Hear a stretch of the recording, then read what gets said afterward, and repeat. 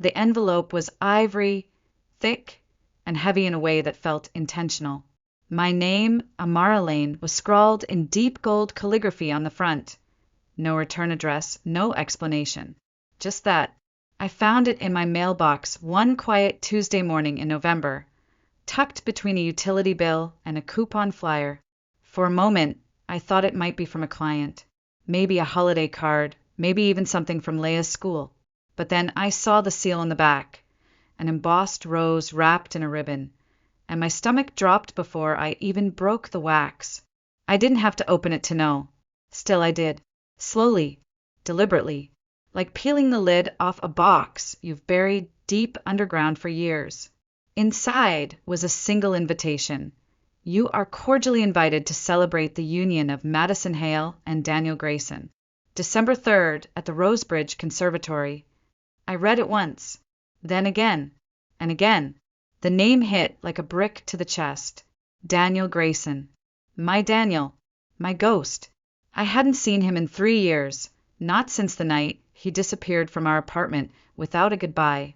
One moment he was sitting next to me, holding my hand as we stared at the ultrasound photo of the baby we'd lost.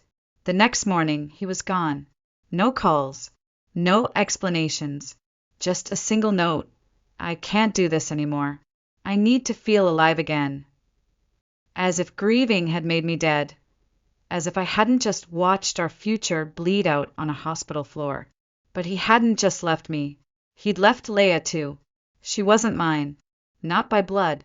Leia was his daughter from a previous marriage. Her mother had left when she was 4. And when Daniel and I moved in together, Leia came with him, quiet, wide-eyed, and uncertain. But the moment she wrapped her small hand around my finger and whispered, "Can I call you Mommy?" something inside me shifted forever. I stopped being just someone who loved a man. I became someone who loved his child. Fiercely, completely, as my own. So when Daniel left, Leia stayed. Not by accident, by choice. She was 11. She stood in the doorway holding her tiny suitcase and said, "I want to stay with you." I didn't ask why. I just knelt down and pulled her into my arms and promised her I wouldn't leave, even if he did. And I kept that promise, even when I had no idea how we'd pay rent, even when I couldn't afford groceries and got calls from debt collectors daily, even when I stared into my reflection and didn't recognize the woman looking back. I braided her hair. I packed her lunches. I helped her with homework while hiding the stack of overdue bills under the placemats. And on the nights when I could barely breathe from the weight of being left behind, she knocked on the bathroom door, crawled in beside me, and said, "I made you a sandwich. You forgot to eat." There were days I felt like a ghost floating through my own life. Days I wished I could dissolve into the silence. But she kept me anchored, one peanut butter sandwich at a time. So now, standing in my kitchen with that ivory envelope in my hand, I didn't feel shock. I felt something slower, colder, a kind of nausea that started deep in my gut and worked its way up into my throat. Who sends a wedding invitation to the woman you abandoned? Who decides that out of all the things to say after 3 years of silence, this is the way to reappear? I almost threw it out. I should have, but I didn't. Instead, I left it on the counter, untouched for 3 days. Every time I passed it, it whispered to me. A reminder, a taunt, a challenge. And then, one evening, Leia found it. She was 16 now, taller than me, quieter, with eyes that saw through everything. She picked it up, read it aloud without blinking, and looked at me. "You should go," she said. I laughed, not because it was funny, but because it was absurd. Why would I put myself through that? So I can see him start his new life with someone younger, prettier, wealthier. "No," she said softly. "So he sees what he lost." That made me stop. She wasn't talking about him. Not really. She was talking about me. The me I used to be. The me I had forgotten. The me that still hurt quietly and still showed up anyway. And maybe it was time he saw her, too. The week after Daniel left, the silence in our apartment was unbearable. Not the peaceful kind of quiet, but the kind that hums like an engine beneath the floor. a silence you can't turn off. It clung to the walls, to the bed sheets, to the inside of my mouth. Every breath I took felt like a reminder that the life I'd built wasn't real anymore, just a leftover echo in a space too large for one person to fill. But I wasn't alone. Leia was still there, small, quiet, and too perceptive for her age. She didn't ask where her father had gone. She just watched me, watched how I moved slower, how my eyes stayed red longer, how my voice trembled when I said goodnight. And then one night, when the electricity was off because I forgot to pay the bill, I found her in the kitchen lighting candles and cutting an apple in half. She smiled and said, "Let's pretend we're camping." I almost broke. We survived on peanut butter, tap water, and the memory of stability. I took freelance jobs wherever I could, websites for small businesses, poster design, social media ads, anything. There were nights I stayed up until 3 a.m. fixing client logos, then woke up at 6 to make Leia breakfast and walk her to school. I told myself this was temporary, that I just needed time. But time moved like molasses when you're grieving and broke. Some mornings, I would forget to brush my hair. Other days, I wore the same shirt for 3 days straight because laundry soap was low on the priority list. I stopped answering texts. I stopped picking up calls unless the number was unfamiliar. Even then, 9 times out of 10, it was a debt collector reminding me that Daniel had taken the savings account when he left. All of it. I remember one evening, sitting on the bathroom floor with the water running. Not because I was showering, but because I didn't want Leia to hear me cry. My body shook, so hard I thought I might shatter. My chest burned. My arms were numb. The grief didn't come in sobs anymore. It came in waves of paralysis, like being underwater with no air in sight. Then a knock. Leia opened the door slowly, careful not to scare me. She was 10, barely up to my ribs. She sat down beside me with a paper plate in her hands. On it was a peanut butter sandwich, cut in half. "You forgot to eat," she said, placing it gently in my lap. I don't know what broke me more, the kindness or the fact that she noticed.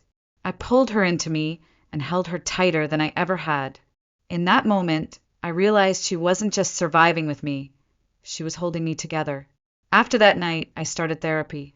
I found a counselor who specialized in grief and abandonment. The sessions were hard, ugly even, but I showed up, week after week. I stopped lying to myself about being okay. I told the truth, that I was angry, that I was tired, that I was ashamed of how broken I felt. And little by little, the weight started to lift, not all at once, but enough to breathe. I downsized. We moved into a smaller apartment near Leia's school. I painted the walls soft green, bought secondhand furniture, and taped her art to the fridge. I got a used car that stalled in the cold but ran well enough. I said yes to more clients. I charged higher rates. I set boundaries.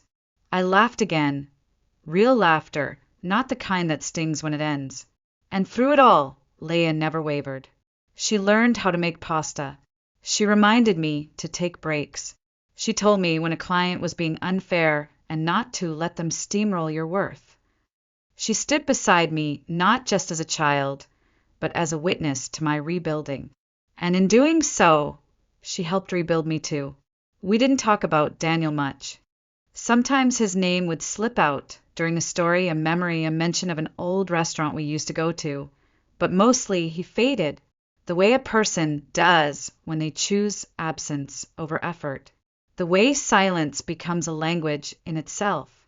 And yet, I kept the ultrasound photo, tucked deep inside my desk drawer, wrapped in an old scarf. I couldn't look at it, but I couldn't throw it away either. Because even if the future I imagined had been erased, some part of it still lived in the choices I made every day. We survived. We adapted. We grew. And then, one day, without warning, came the envelope, the golden letters, the wedding. And I realized this wasn't the end of the story. It was the middle.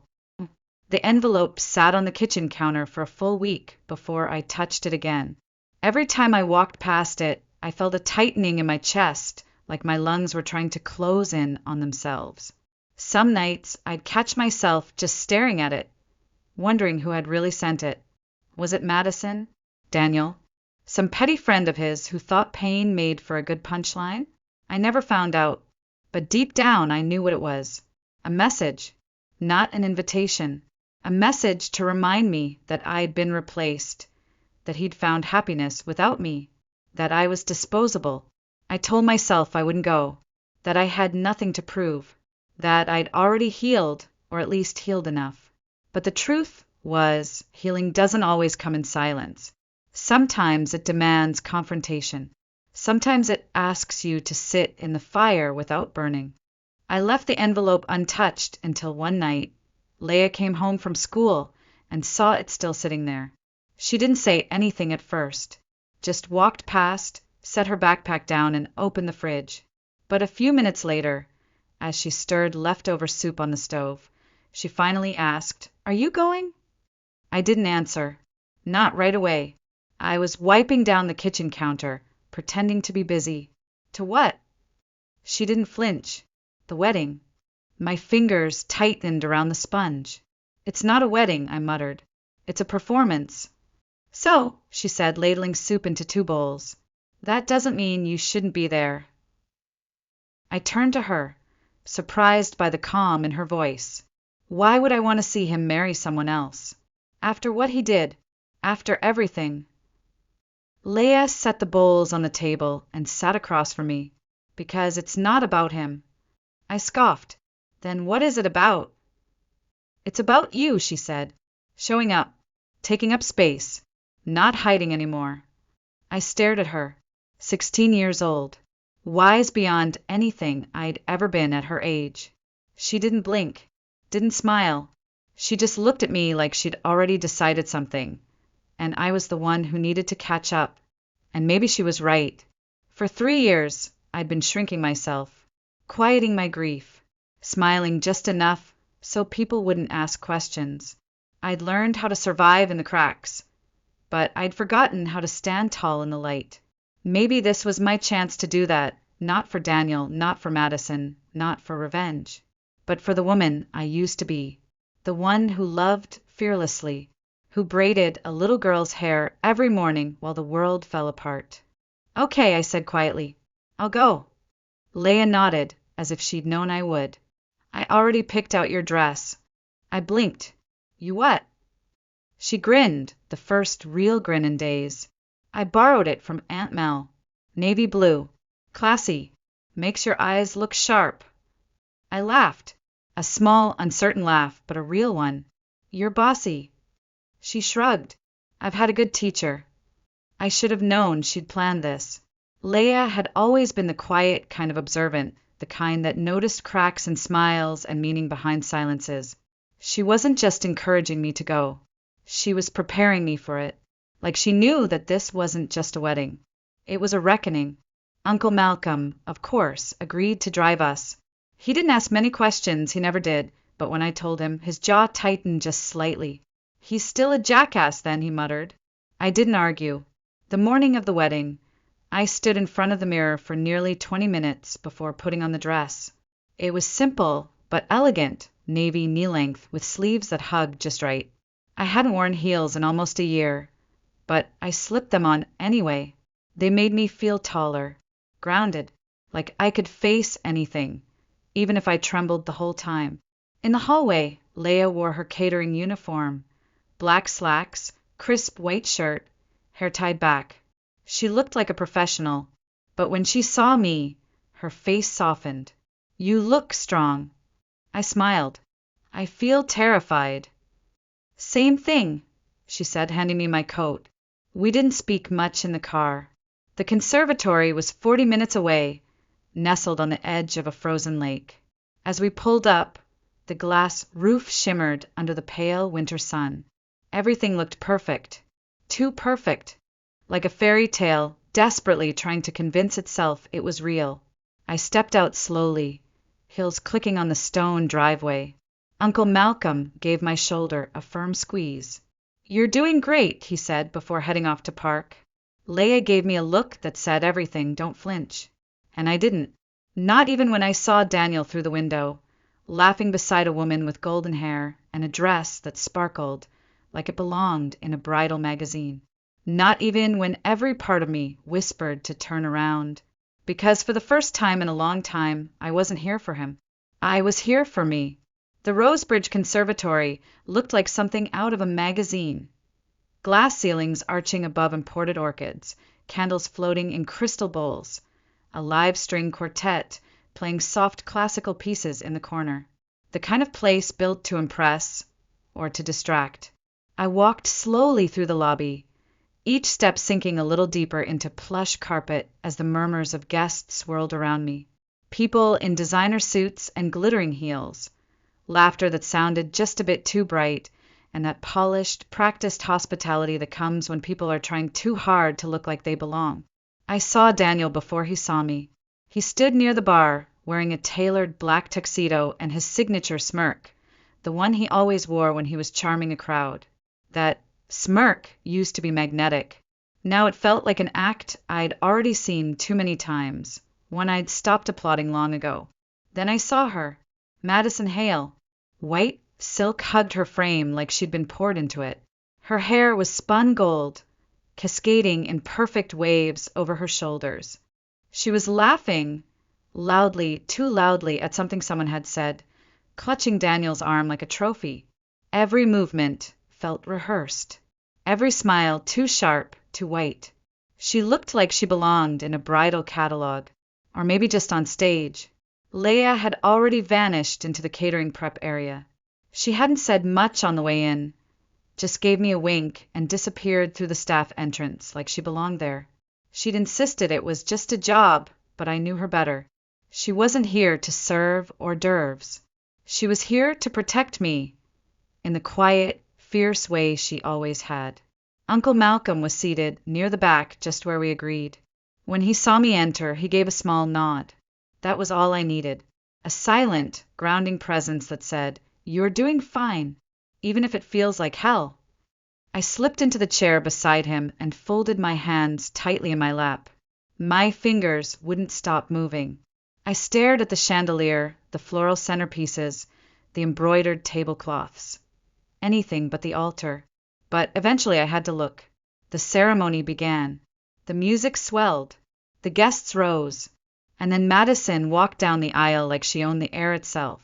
She beamed at Daniel with such theatrical devotion that it made my stomach twist. He didn't flinch. He didn't stumble. He recited his vows like he was reading from a teleprompter. Smooth, rehearsed, sterile. I didn't cry. I didn't blink. I just bit the inside of my cheek hard enough to taste blood, because for all the years I spent picking up the pieces of his life, I wasn't even a footnote in this one. The applause was loud. The kiss was dramatic. The photographers snapped a dozen shots in rapid succession.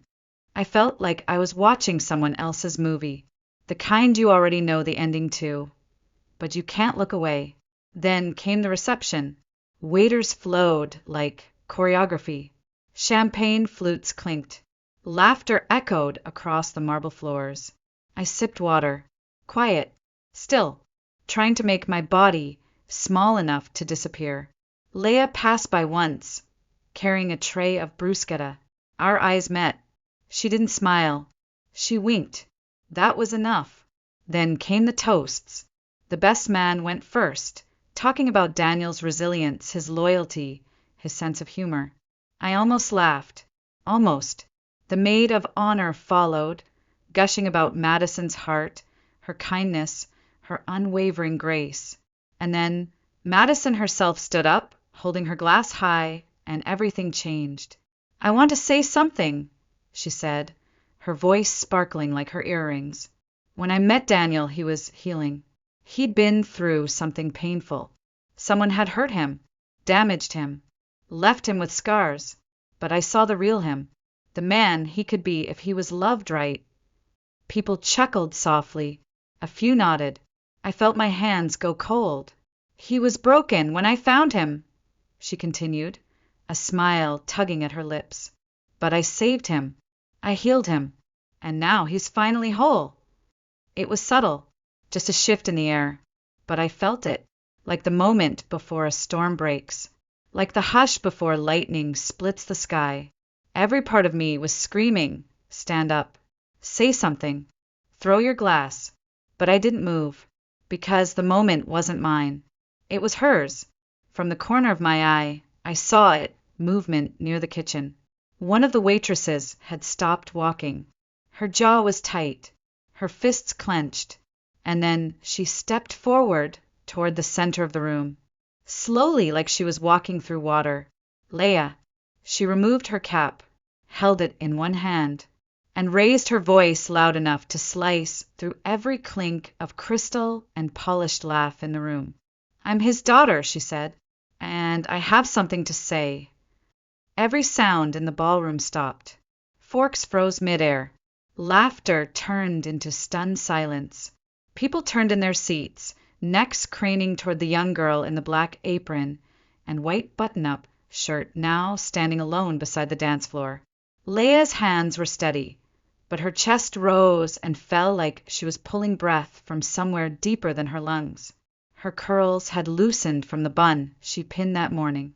Her eyes, sharp, brown, unflinching, were locked on the bride. I'm his daughter, she said again, louder this time. From before you. From before he pretended we didn't exist. Madison's smile didn't fall. It shattered. I watched it break apart across her face like thin porcelain. Her mouth opened, but no words came out. Just silence. Pure, sharp silence. Daniel turned in his chair. Slow, mechanical. His face was pale, slack. He looked at Leia like a stranger had walked in wearing his past. She's not just the woman you mocked, Leia said, voice cracking slightly. She's the woman who raised me. A gasp rippled through the room. Someone near the front covered their mouth. A waiter froze, tray hovering in midair. I was 11 when he left, Leia continued. He didn't just leave her. He left me. No calls, no letters, no goodbye. Just gone. She turned to the crowd. But you all cheered when she called her broken, when she said she saved him, like none of you stopped to ask what that meant. Her eyes locked onto Madison. Did you ever ask him about me? About the kid he left behind? Or did you just like the version of the story where he was the victim? Madison blinked rapidly, her lips parting, but still no words. I watched her cry in the bathroom at night, so I wouldn't see, Leia said, her voice rising. I watched her skip meals to buy me shoes. I watched her rebuild both our lives from nothing while he pretended we didn't exist. Daniel stood up. Leia, not here. Oh, she said, sharp and bitter. Now you remember my name? He took a step toward her, but she didn't back down. When I sent birthday cards, they came back unopened. When I emailed you, I got no reply. Not even a block. Just ignored. She pointed toward me. And now you let someone stand in front of a room and call her trash. He looked at me, and for the first time in years, I saw something crack. Not just guilt, not just fear, but recognition of what he'd done, of who he'd left. I didn't feel vindicated. I didn't feel victorious. I felt free. She didn't break you, Leia said, turning back toward the room. You broke yourself, and then you buried us. The silence was thunderous. Madison finally found her voice. This is crazy. She's trying to ruin our wedding. You ruined it, Leia said, cool and even, the second you built it on a lie. Then she turned toward me, hand outstretched. I stood. I didn't even think. My fingers reached for hers like they always had. Familiar, steady. In that simple gesture, something in me that had been dormant for years began to stir. Not rage, not bitterness, power. She didn't come here to fight, Leia said to the crowd. She came because I asked her to, because I wanted her to see that she doesn't have to hide anymore. She looked at Madison again, straight into her soul. She doesn't need an invitation to belong in any room. She belongs because she survived it, and no one gets to rewrite our story to make themselves look better. The ballroom held its breath. Madison clutched her champagne glass with trembling fingers, blinking like a camera flash had gone off in her eyes. And then, in a voice that barely held itself together, she said, "This is my wedding. You can't just hijack it." Leia tilted her head. "Then maybe next time, don't marry a man with ghosts you refuse to see." We turned, and the crowd parted. No one stopped us. No one dared. Behind me, I heard Daniel's voice once more, quiet, desperate. "Leia," but she didn't turn. She just held my hand tighter and walked on, leaving the weight of every lie behind her. We hadn't made it halfway down the corridor when a voice snapped behind us, sharp, high-pitched, and cracking under its own weight. "Wait!" We stopped. It was Madison. She came stumbling out of the ballroom like someone chasing a dropped lie, her dress swishing around her legs like tangled netting. Her perfect curls bounced with each uneven step, but the perfection ended there. Her face, once luminous and polished, was now smeared with mascara and blotchy from heat. Her hands trembled as she pointed at us. "You can't just do that," she said, breathless. "You can't just hijack my wedding and humiliate us." Leia turned first. "Calm. Steady. Us." Madison blinked.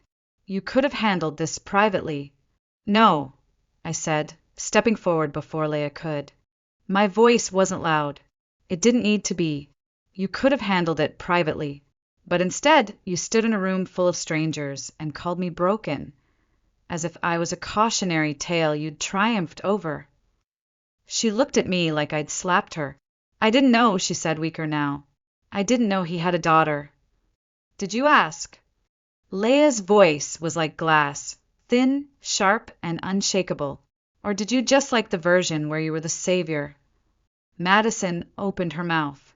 Nothing came out. Then Daniel appeared behind her. His tie was undone, his jacket unbuttoned. He looked different, not composed, not confident, just exposed.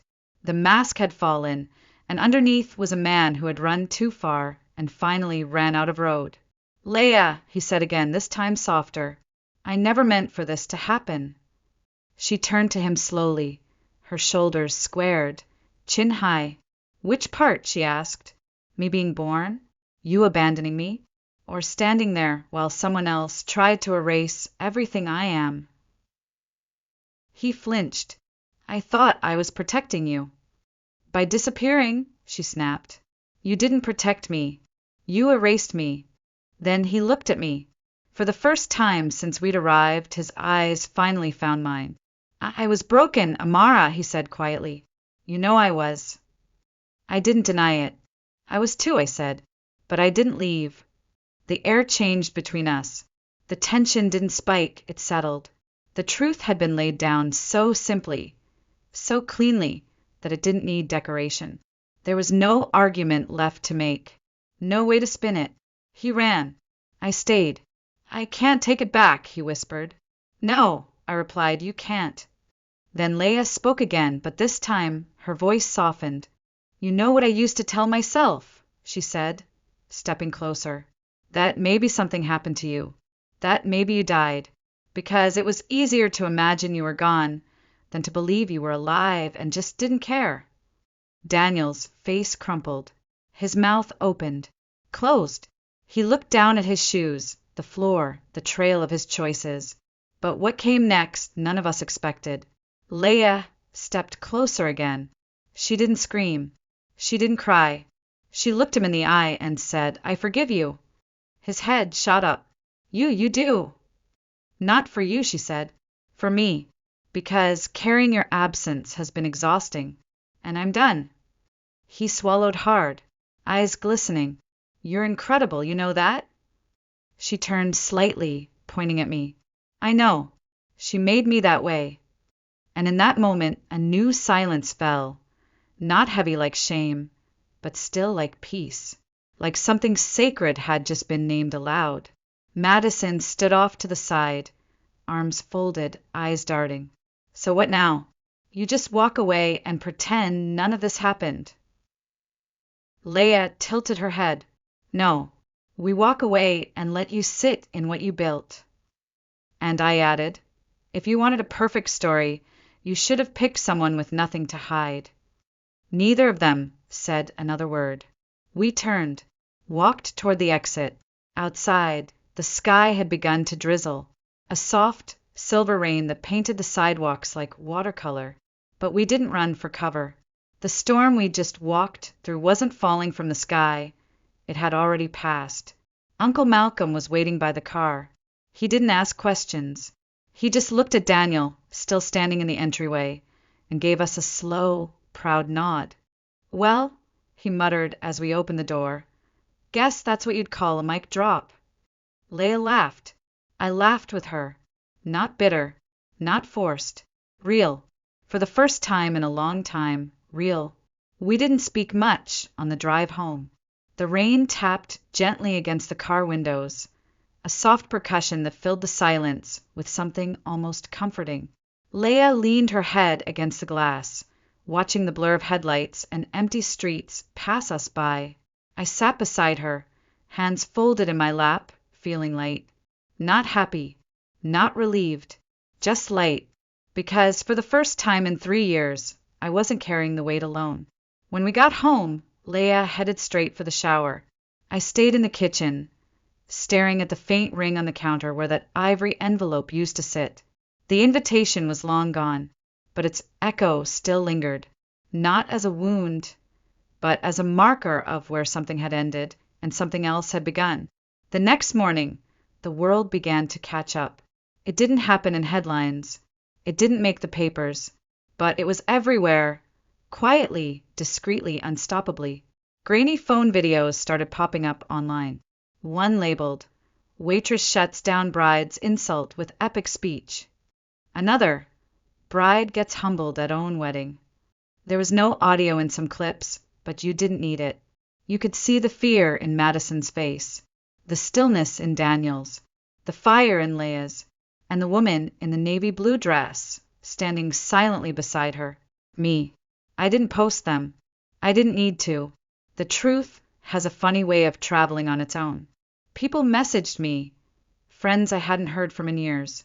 Some apologized for losing touch after Daniel left. Others just said, "You were so brave." But I didn't feel brave. Not at the wedding. Not when Madison mocked me. And not even when Leia stood up and shattered the script. I felt like someone who had finally stopped trying to disappear. I never heard from Daniel again. No follow-up call. No letter. No long-winded attempt to explain himself. And honestly, I don't think he had anything left to say. His story had already been written.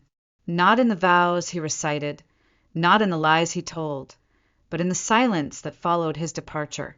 That was his chapter, and we were done reading it. As for Madison, her name made the rounds in gossip circles for a few weeks. Enough to bruise. Enough to remind her that pretending someone doesn't exist doesn't erase them. It just postpones the reckoning. I heard from someone at the venue that she left the reception early, said she wasn't feeling well, but I know better. The truth doesn't just hurt. It lingers. It settles in your bones. And when spoken clearly, it echoes. A month later, Leia showed me a podcast teaser. Madison's voice. For girls who think they don't have a voice. The irony made me laugh. Leia just shook her head. "Let her talk," she said. "Everyone saw the video. They know the real story." And she was right. But what stayed with me, what mattered more than viral clips or whispered rumors, was something that happened on a completely ordinary Tuesday night. I was doing the dishes.